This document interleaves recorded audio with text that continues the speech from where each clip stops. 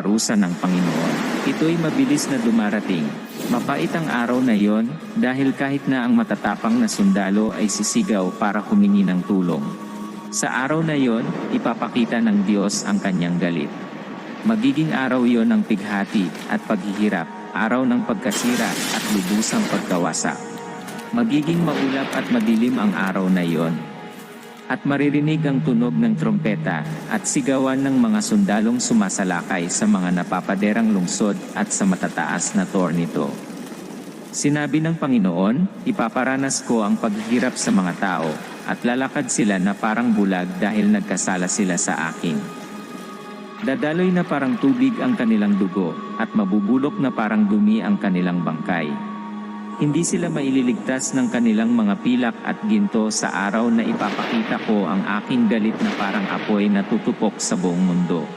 Sa